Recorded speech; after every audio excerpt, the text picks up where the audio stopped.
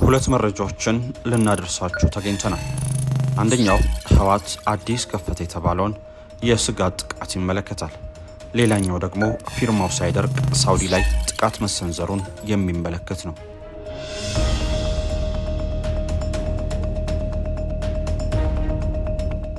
በቅድሚያ ከህወሓት የስጋት ጥቃትን ጀምር። መሃል ሲኤምሲ ዘመናዊ ኮምፓውንድ መኖሪያ መንደር በካሬ ከ73000 እስከ 98000 ብር ከድሪም ቢልደርስ ሪል ስቴት በ10% ቅድመ ክፍያ ባለ 1 መኝታ 73 ካሬ 720,000 ብር ቅድመ ክፍያ፣ ባለ 2 መኝታ 123 ካሬ 1.2 ሚሊዮን ብር ቅድመ ክፍያ፣ ባለ 3 መኝታ ከ136 ካሬ እስከ 192 ካሬ ከ1.3 ሚሊዮን ብር ቅድመ ክፍያ ጀምሮ አዘጋጅተናል። በ2 ዓመት ተኩል የሚረከቡት መኪና ማቆሚያ፣ ስታንድ ባይ ጄኔሬተር፣ መዋኛ ገንዳ፣ የልጆች መጫወቻ አለው። በ2 ዓመት ተኩል የሚረከቡት 100% ለሚከፍሉ 30% ቅናሽ። አሁኑን ይደውሉ። ስልክ 0964 2025 29 ድሪም ቢልደርስ ሪል ስቴት።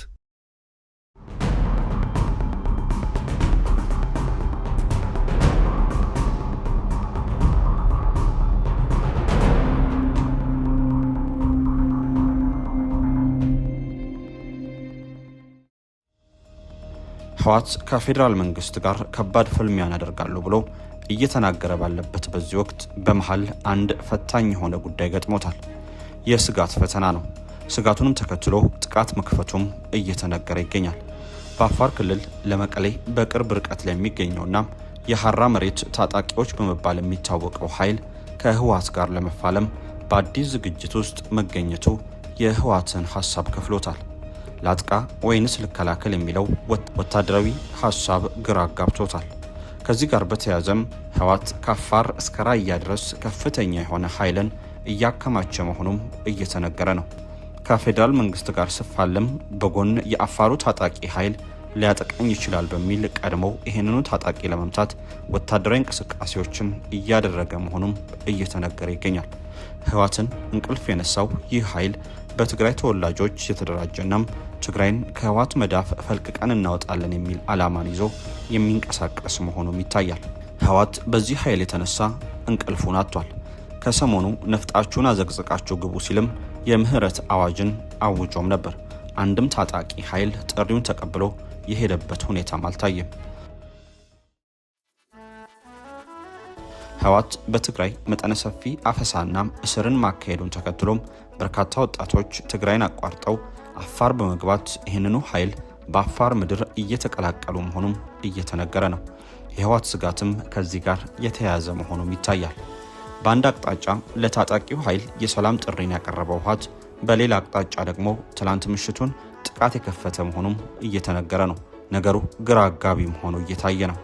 ይህ ሐራ መሬት በመባል የሚታወቀው ታጣቂ ኃይል የአደረጃጀት ታሪኩ ከአቶ ጌታቸው ረዳናም ጓዶቻቸው በነደብረጽዮን ግፊት ስልጣን ከመልቀቅና ወደ አዲስ አበባ መግባት ጋር የተያያዘ ነው። ታሪኩ 1 ዓመት ከዚያም አለፍ ካሉ ጥቂት ወራት ወደ ኋላ የሚመዘዝ ነው። አቶ ጌታቸው ረዳ በትግራይ የጊዜያዊ አስተዳደሩ ፕሬዝዳንት በነበሩበት ወቅት እነደብረጽዮን አቶ ጌታቸውን በመፈንቅለ መንግስት ማስወገድ ፈለጉ። መቀሌ ላይ በእጅጉ በሚስጥር ተመከረ። አቶ ጌታቸውን ወደ ጎን ለማድረግ ያደራጀውን ሰራዊት አመራሮች የአቋም መግለጫን አንፈልግም ተባለ። እናም ከኮር በላይ ናቸው የተባሉት ወታደራዊ አመራሮች መቀሌ ላይ ተሰብስበው በመምከር መግለጫ ያወጡም ተባለ። በጊዜው አቶ ጌታቸው ረዳና ጓዶቻቸው ህወሓትን ከደብረ ጽዮን ነጥቀው ለመውሰድ ብርቱ የፖለቲካ ትግል ላይ የነበሩበት ወቅት ነው። ለዚህም የሚያመቻቸውን የፖለቲካ ስራን ሲሰሩም ቆይቷል። በመሃል እነጌታቸውን ቀሪ በማድረግ እነደብረ ጽዮን የራሳቸውን ጉባኤ አካሄዱ። አቶ ጌታቸውንም በአሁኑ የደብረ ጽዮን ምክትል አቶ አማኑኤል አሰፋም እንዲተኩ አደረጉ። ጉባኤም አድርገናል፣ አመራርም ለውጠናል ተባለ። አቶ ጌታቸውም በጊዜያዊ አስተዳደሩ ውስጥ ስልጣን የያዙት በእኛ ፓርቲ ውክልና በመሆኑ ከጊዜያዊ አስተዳደሩ አመራርነት ሊነሱ ይገባል የሚል የነደብረ ጽዮን ትግል ተጀመረ። አቶ ጌታቸውና ጓዶቻቸው ምን ሲደረግ ብለው ሙጭጭ አሉ። በዚህ መሃል እነደብረ ጽዮን አንድ ዘዴን ዘየዱ። በዚህ ጉዳይ ጦሩ ይግባበት የሚልን አቋም ያዙ። እነደብረ ጽዮን ጦሩ የሚሉት ያደራጁትንና የትግራይ መከላከያ ሰራዊት ወይንም ቲዲኤፍ የሚባለውን ታጣቂ ኃይል ነው።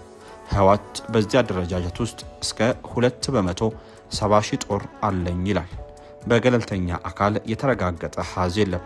ይህ ቁጥር የተወሰደው የቀድሞውን የፕሪቶሪያ ስምምነት ተከትሎ ነው። ይሄው ቲዲኤፍ የተባለው የህወሓት ታጣቂ ኃይል የተደራጀው በሶስት ግንባሮች ማለትም በምዕራብ፣ በደቡብና በደቡብ ምስራቅ ነው። ግንባር የሚባለው ከፍተኛና የመጨረሻው የጦሩ አደረጃጀት ክፍል ነው። በሶስቱ ግንባሮች ውስጥ 17 አርሚዎች አሉ። እያንዳንዳቸውም 3 ኮሮች እንዳሏቸው ዘገባዎች ያመላክታሉ። እንደ ቢቢሲ ዘገባ ከሆነ እያንዳንዳቸው በአርሚዎችና ኮሮች በሚጠሩት እዞች ውስጥ እያንዳንዳቸው 3 አዛዦች ማለትም ኮማንደር፣ ምክትል ኮማንደርና ኮሚሴር ወይም የሎጂስቲክስ ኃላፊዎች አላቸው። ታጣቂው ኃይልና የፖለቲካ ኃይሉም አንዱን ከሌላው መለየት በማይቻልበት ደረጃም ጣምራ የፈጠሩም ሆነው ይታያሉ።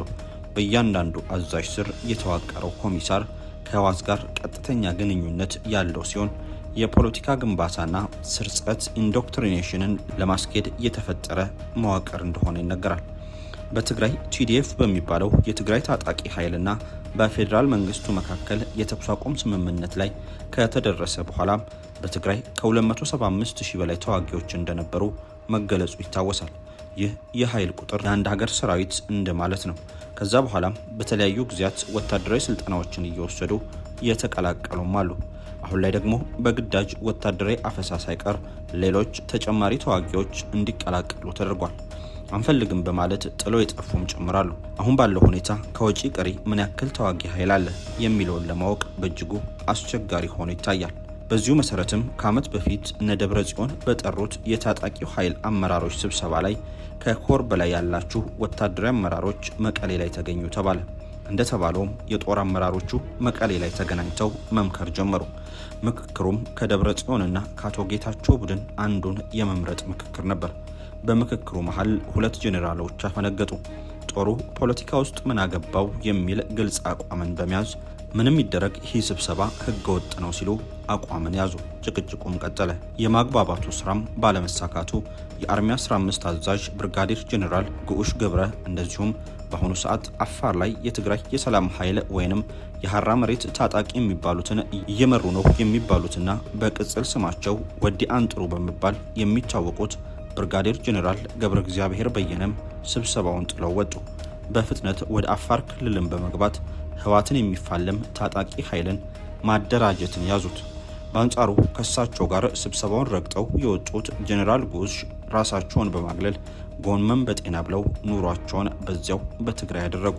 በመሐልም እነ ደብረ ጽዮን በሳቸው ላይ መግለጫን አውጥተው በቁጥጥር ስር በመዋል አሰሯቸው። በጊዜ በቁጥጥር ስር መዋላቸውን ተከትሎ የወጣባቸው መግለጫም በተዋጊውና በአመራሩ መካከል የውስጥ ሰላምና አለመተማመን እንዲኖር መስራት፣ ሰራዊቱ ያሉበትን ችግሮች በመወጣት ለተልእኮ እንዳይሰለጥንና እንዳይዘጋጅ በማድረግ የእንቅፋትነት ሚናን መጫወት፣ ከሽፍቶች ጋር ግንኙነቶችን መፍጠር፣ ለወንብድና ተልእኮ ማስፈጸሚያ የሚሆኑ የሰው ኃይል አባላትን መመልመል የሚሉት ውንጀላዎች ይገኙበታል። ከዚህ በተጨማሪ በከተሞች ውስጥ አመጽና ትርምስ በመፍጠር ረገድ ቁልፍ ሚና ያላቸውን ሰዎች በማሰባሰብና በማደራጀት ላይ የተሳተፉ መሆኑን ደርሼበታለሁም ሲል ይህ የትግራይ የሰላምና ጸጥታ ቢሮ በተባለው አካል በጊዜው የወጣው መግለጫ ያስታወቀበት ሁኔታ ይታያል። ጄኔራሉ የኋላ ታሪካቸው የሚያሳየው ህወሓት ከደርግ ጋር ሲያደርገው በነበረው ውጊያ ውስጥም የነበሩ ናቸው። የደርግን መውደቅ ተከትሎም የቀድሞ ገዢ ፓርቲ ኢህአዴግ ስልጣን ሲይዝ በጊዜው እንደ አዲስ በተዋቀረው የኢትዮጵያ መከላከያ ውስጥም አሁን እስካሉበት የብርጋዴር ጄኔራልነት ደረጃ ደርሰዋል። በሌላ አቅጣጫ በቅጽል ስማቸው ወዲ አንጥሩ በመባል የሚታወቁት ብርጋዴር ጄኔራል ገብረ እግዚአብሔር በየነም ወደ አፋር በመግባት የሐራ መሬት እንቅስቃሴ በመባል የሚታወቀውን እንቅስቃሴ ጀመሩ። ጄኔራል ጉሽ ፈጥነው ከመቀሌ መውጣት ባለመቻላቸው የቁም እስረኛ ሆኑ። በይፋ ከመታሰራቸው ቀደም ብሎም ከመቀሌ ወደ የትኛውም አካባቢ እንዳይንቀሳቀሱ ተደርገውም ነበር። በአሁኑ ሰዓት እንደ ሌፍተናንት ጄኔራል ታደሰ ወረደ ያሉበት ሁኔታ በግልጽ አይታወቅም።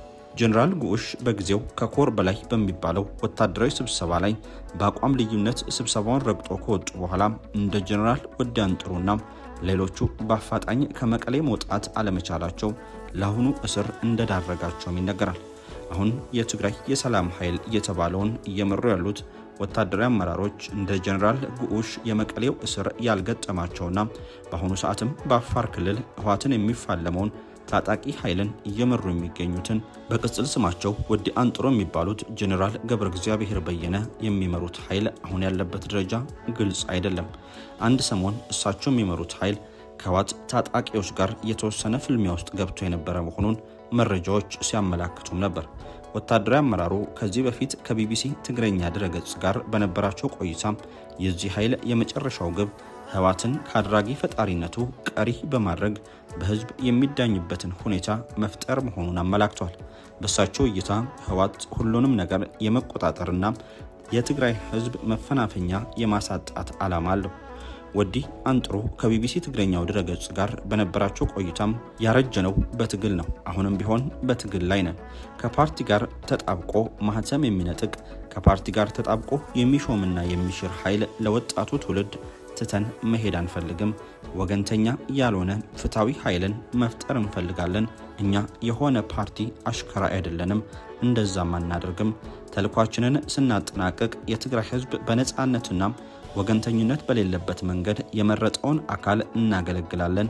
ህወሓትን በተመለከተ ማተብ በመጠቅና ህዝብን በማስጨነቅ ሳይሆን ራሱን ችሎ ወደ ህዝብ ይግባና ይወዳደር። ህወሓት ይጥፋ አይጥፋ የራሱ ጉዳይ ነው። ይቀጥል አይቀጥል የሚለውንም የሚወስነው ህዝብ ነው። እኔን የሚመለከተኝ የትግራይ ህዝብ ጉዳይ ብቻ ነው ሲሉም ነበር የተናገሩት።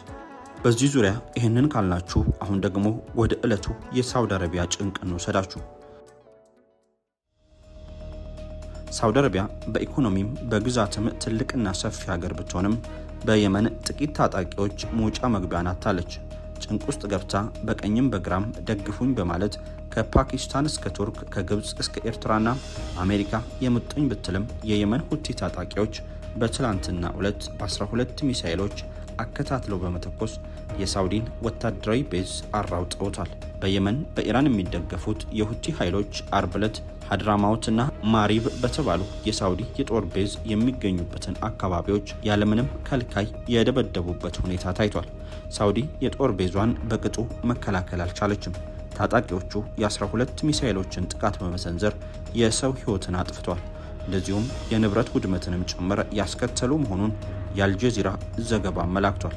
እንደ ዘገባው ከሆነ ይህ የታጣቂዎቹ ጥቃት የተከተለው ሐሙስ ዕለት በሳውዲ የሚመራው ጥምረትና ዓለም አቀፍ እውቅና አለኝ ለማለት ከየመን ሁቲ ታጣቂዎች ጋር የሚፋለመው የየመን መንግስት ወታደራዊ ቦታዎች ላይ የድሮኖችና የባላስቲክ ሚሳኤሎችን ጥቃት ካደረሰ በኋላ ነው። ዘገባዎቹ በዚሁ የሳውዲና የየመን መንግስት የጋራ ጥቃት ቢያንስ 30 የሚሆኑ የታጣቂዎቹ ወታደሮችን ገለዋል።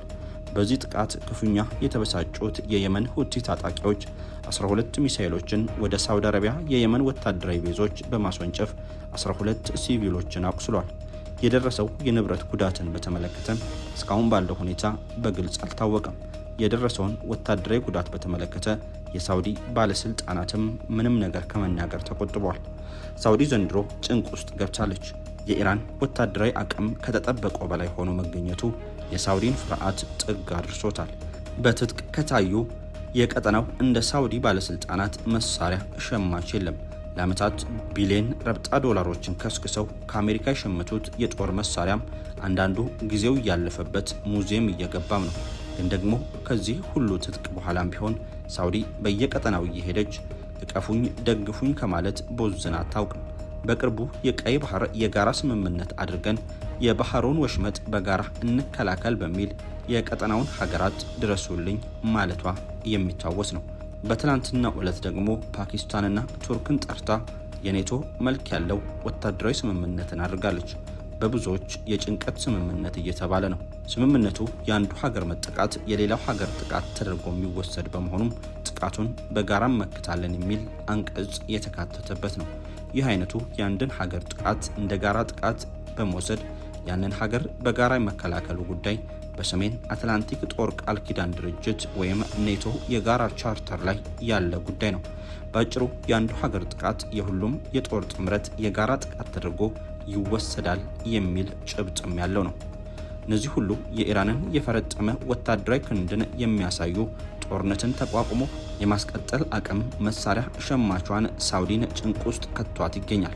ኢራን ከዚህ ባለፈም የየመኖቹ ሁቲዎች በድሮንና ሚሳኤል ጭምር በማስታጠቅ ሳውዲን ጨምሮ የቀይ ባህርን ቀጠና እየፈተነች ትገኛለች።